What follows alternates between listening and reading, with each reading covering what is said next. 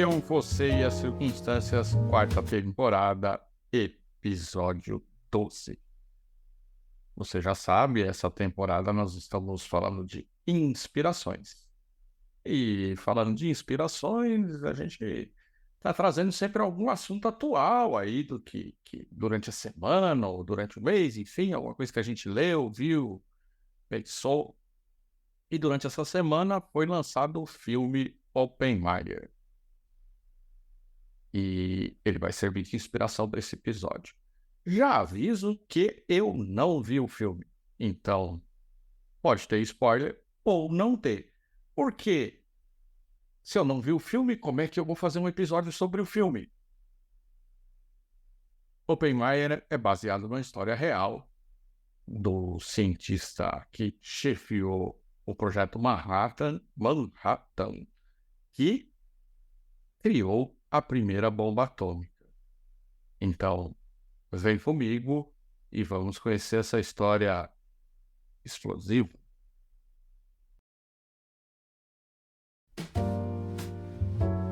Então, vamos contextualizar um pouquinho essa história. Oppenheimer, filho de imigrantes alemães que vieram para os Estados Unidos e construíram uma indústria têxtil. Então, uma família de certa posse, ou bem abastada, por assim dizer. Oppenheimer é um cara estudioso desde cedo, uma criança que já se destacava ali em física, química, matemática. Interessante que também filosofia e literatura, então um cara bem, assim, acima da média, né?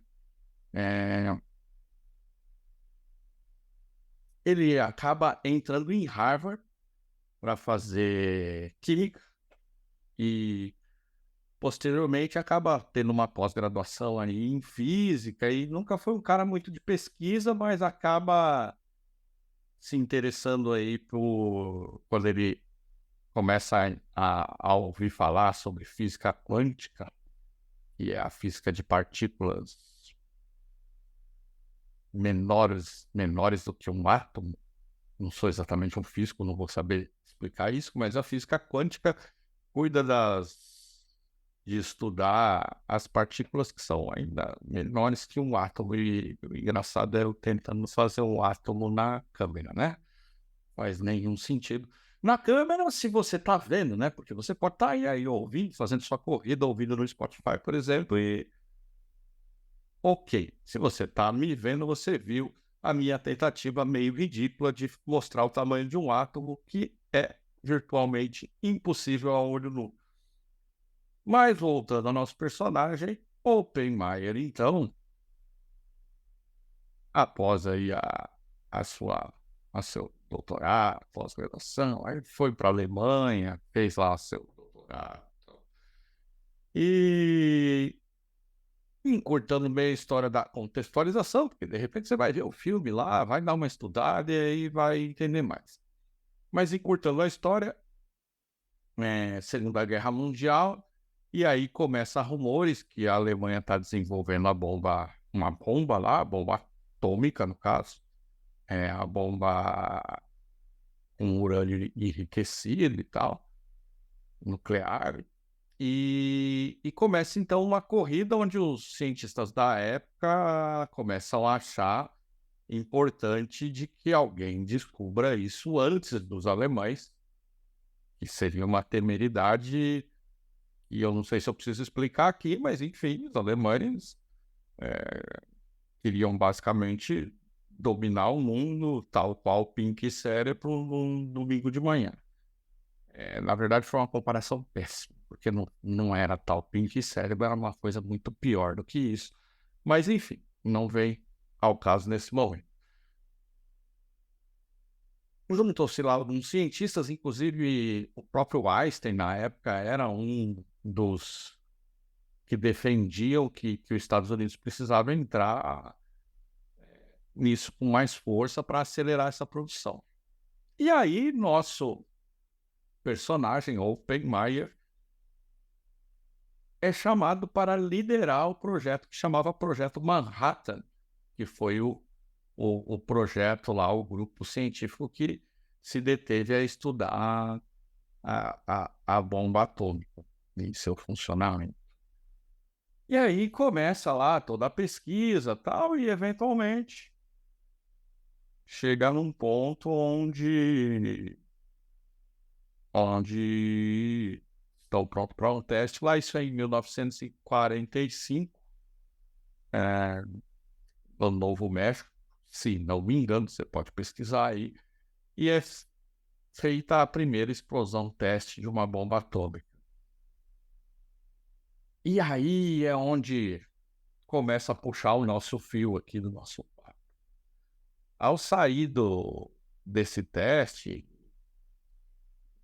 muitos repórteres foram entrevistar lá o Oppenheimer e ele talvez, ou com certeza se dando conta naquele momento do que exatamente eles tinham feito, e eu digo eles porque assim, o Oppenheimer acaba sendo quase que o, vamos dizer assim, considerado o inventor da bomba atômica, mas era um grupo de cientistas que ele os liderava. Então ele era o chefe do projeto e tal, o cara que estava encabeçando ali, mas ele não inventou tudo sozinho, ele teve uma equipe lá trabalhando. Mas ele, a primeira frase que ele fala, ou uma das frases, a frase que ficou, ele diz: eu me tornei a morte, o destruidor de mundos.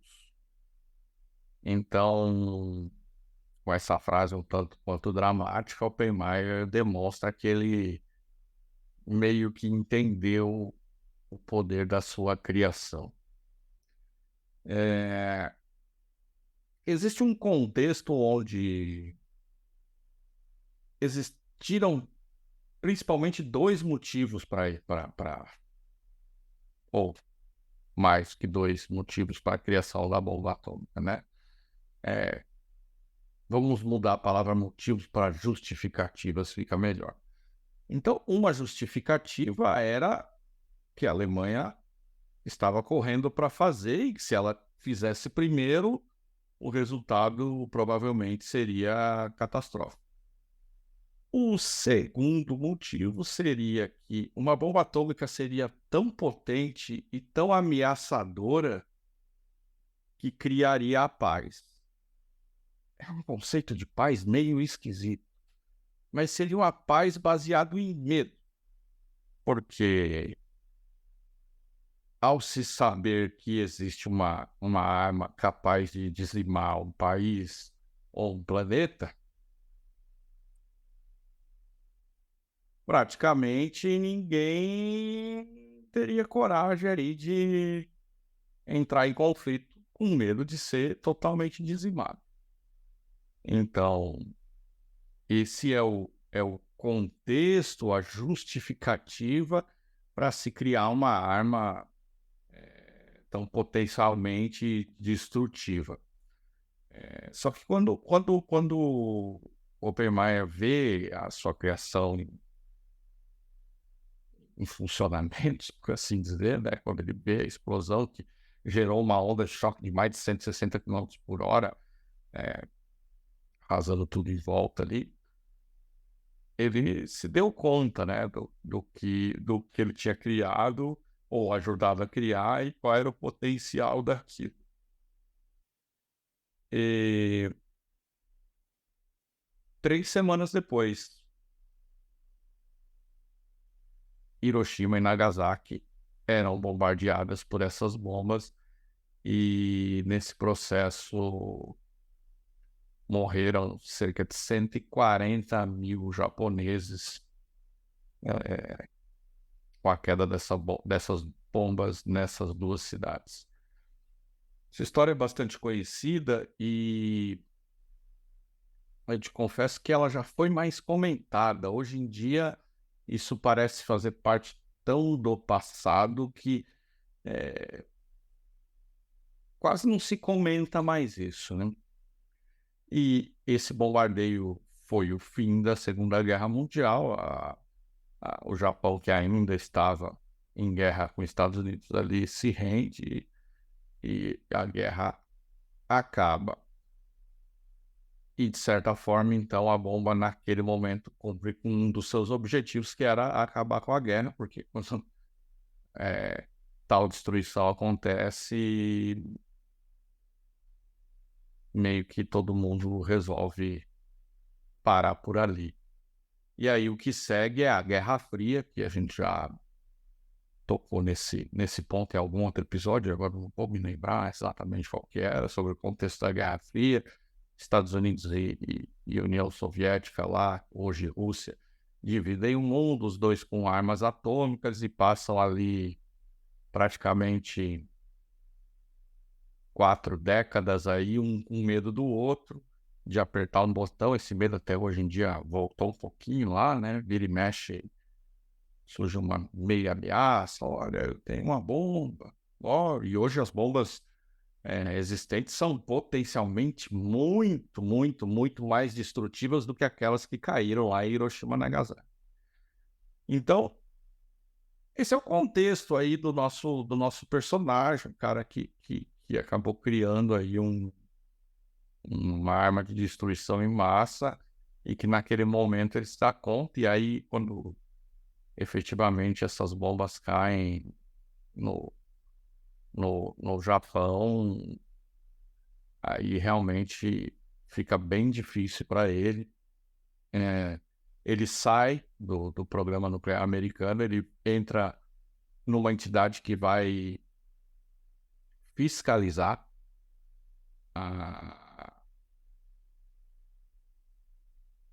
toda a dinâmica de armamento nuclear mundial. E ele vai passar por alguns problemas que eu vou falar para você no próximo bloco, e aí já dá uma puxada naquele nosso fio da meada. Vem comigo.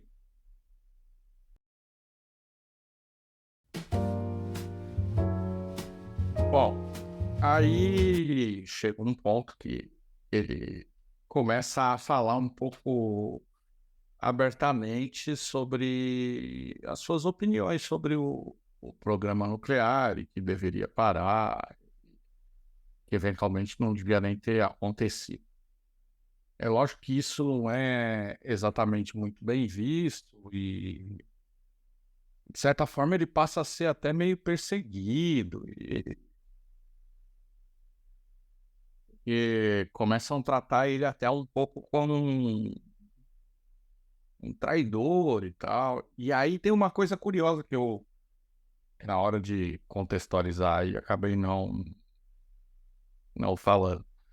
Quando os pais dele faleceram, eles deixaram uma herança para ele por conta das fábricas e tal. E o Oppenheimer, ele até certo ponto acabou tendo uma ideologia progressista, e aí se envolveu e financiou alguns movimentos contra ditaduras, e se aproximou um pouquinho do comunismo, que logo em seguida depois ele se afastou, porque ele também não concordou muito, né, com a situação.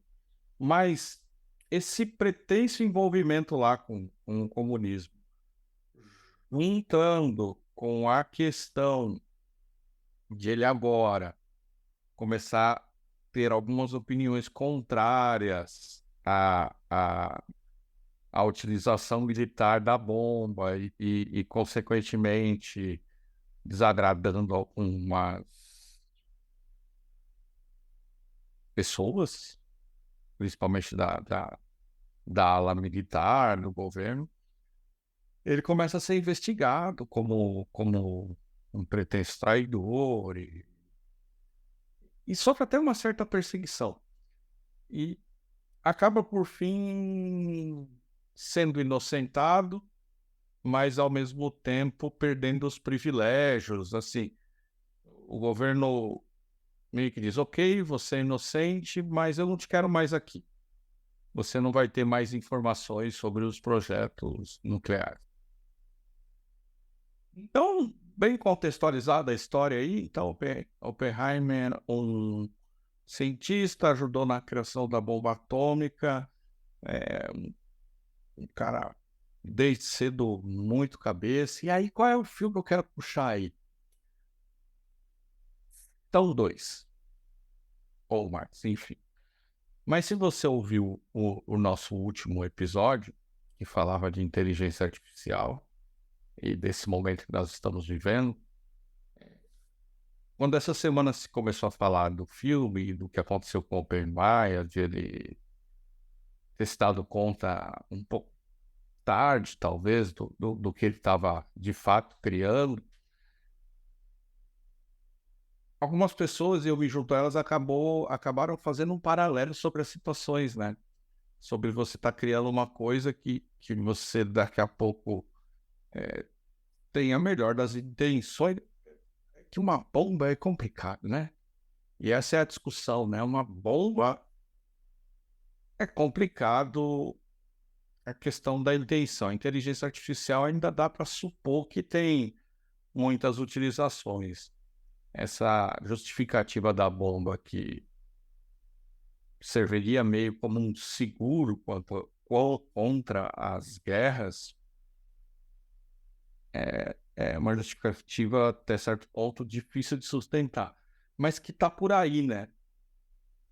Quantas situações não são sustentadas pelo medo, né? Eu coloco aqui um medo grande que todo mundo possa ver, todo mundo possa perceber, para que que eu consiga controlar todos que estão à volta. Então, desde Maquiavel aí, passando por toda a história, o medo tem sido utilizado para controlar grandes massas, enfim. Então, não é exatamente uma novidade, só é uma proporção muito maior. Mas voltando ao link, né? Até que ponto a gente acaba se envolvendo, as pessoas acabam se envolvendo em projetos que não se sabe ao certo onde vai dar, ou qual é o propósito, ou até você não comunga com aquele propósito, mas um pouco do ego de ser o primeiro, de realizar, de descobrir, de chegar num cargo maior, acaba fazendo você abrir mão, talvez, de alguma convicção que potencialmente era maior do que aquele projeto, né? Então, o gancho é esse, né? Quando você vai entrar em projeto, seja com quem for, onde for, tem que ter plena consciência que você está alinhado com aquilo ou que você está entrando por uma necessidade, porque, é lógico, é muito fácil a gente achar que a gente só vai entrar em projetos que a gente acredita, que a gente está alinhado, né? E eu entendo que todo mundo tem contas para pagar e tem que seguir sua vida. Então, não é simples assim essa equação. Mas o que não deveria, não poderia acontecer é você perder isso de vista, né? Você está sempre com isso no radar. Bom, eu estou nesse projeto temporariamente, mas não é o que eu acredito. Então, assim que possível, eu vou para uma coisa que eu acredito. Ou, quanto melhor seria, ao vislumbrar uma coisa que não vai levar para o caminho que você acredita, de repente você desvia, daí entra e segue adiante, né? Porque depois você pode ser obrigado a conviver com um legado que você não quer. E esse talvez seja o maior ponto, né? Porque Oppenheimer faleceu em 69, 67, talvez. enfim, final da década de 60, com 62 anos, vítima de um câncer de garganta, que enfim, foi tentado ser tratado, nem o tratamento deu certo, ele acabou falecendo. E o legado dele está por aí até hoje, né? Então, seu legado sobrevive a você, inclusive, né?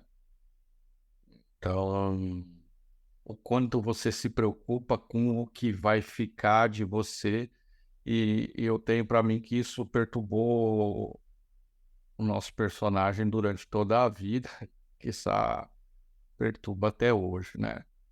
O, o que ele realizou com o seu potencial que ficou para a humanidade. Ele tinha um potencial de realizar e realizou outras coisas. Se você for procurar, você vai ver que ele participou de muitas outras pesquisas, mas ele vai ser eternamente lembrado como o cara que criou a bomba atômica. Provavelmente com o filme, agora ele vai ser mais conhecido, porque talvez muita gente, talvez você, enfim, então, nem sabia esse nome ou conhecia essa história. E agora com um filme que é de um diretor conhecidíssimo, que é o Nolan, e tantos outros filmes famosos, provavelmente vai dar uma notoriedade a esse personagem que ele já talvez nem tivesse mais, porque, como eu disse lá no começo, essa história da própria bomba, Hiroshima, Nagasaki, já nem é tão contada mais hoje em dia, né? Talvez. Eu tenho muito isso na lembrança, porque inclusive eu estudei numa escola que chamava Cidade de Hiroshima. Tinha um convênio lá com a cidade. Uma escola em São Paulo que tinha um convênio lá. Então essa história sempre teve muito no meu entorno, por conta da escola e por conta da história em si, enfim.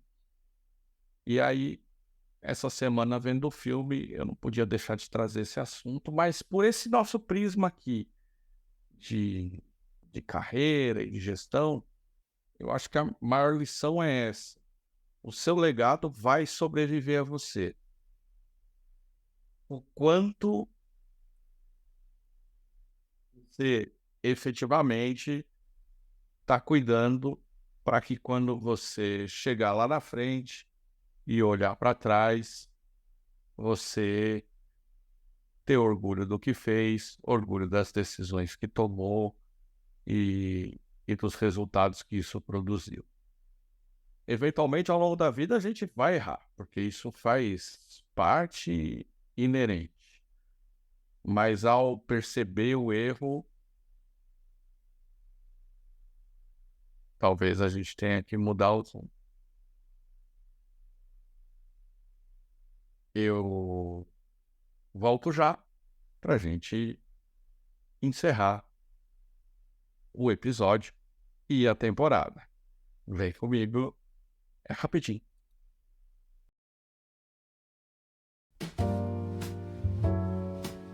Bom, esse foi o nosso personagem, nossa inspiração da semana. Acredito que é uma história de um personagem que merece um estudo. Se você tiver a oportunidade, vai lá ver o filme. Eu acho que vai ser bem interessante. Eu não vou dizer se o filme é bom ou se o filme é ruim, se ele conta uma história legal ou não, porque eu ainda não fui ver o filme. Quando eu ver, eu faço algum comentário lá na rede social, @WesleyIFM. Mas a história é uma história que merece ser estudada e entendida, e pode não parecer, mas tem muito a ver com carreira e com decisões e o quanto a nossa necessidade de fazer parte de coisas grandes às vezes pode nos levar a tomar decisões equivocadas. Essa temporada se encerra aqui. pode voltar ali na frente, porque o podcast é nosso e a gente faz dele o que a gente achar melhor. Então, talvez lá na frente a gente volte a fazer uma temporada baseada em inspirações do cotidiano, em filmes, livros, porque isso é um assunto que quase não acaba e pode sempre alimentar nossas discussões. Mas chegou a hora de a gente trazer mais gente para o debate, para a conversa, ampliar um pouco mais as discussões. eh, Então, para a quinta temporada, nós vamos fazer um pouquinho diferente. Nós vamos ter convidados que vão se dispor a contar a sua história de mudança. E é sobre isso. A temporada se chama Longe de Casa. Então, vai contar a história, junto com essas pessoas, de pessoas que viajaram muitas vezes para o exterior lá para viver sua vida. Mas é para além disso sobre mudança. Então, se você está aí pensando em mudar alguma coisa na sua vida, eu acho que ouvir essas histórias, entender como elas fizeram, como planejaram ou não, talvez possa contribuir. E nosso objetivo não é outro a não ser tentar contribuir com os debates e com as discussões sobre carreira, empreendedorismo. Já adianto, alguns desses personagens estão empreendendo no exterior. Então, você que está aí pensando em abrir o seu pequeno negócio ou já tem sua empresa, como será que é ter uma empresa fora do Brasil? Empreender num lugar que você mal fala a língua. Vai ser muito legal. Eu espero contar com a presença de vocês a partir de semana que vem, que aí nós estaremos acompanhados não só do nosso convidado, mas também de vocês. Meu nome é Wesley Mello. Eu espero você semana que vem, porque aí, semana que vem, seremos novamente eu, você e as circunstâncias. Um abraço, se cuide e até lá.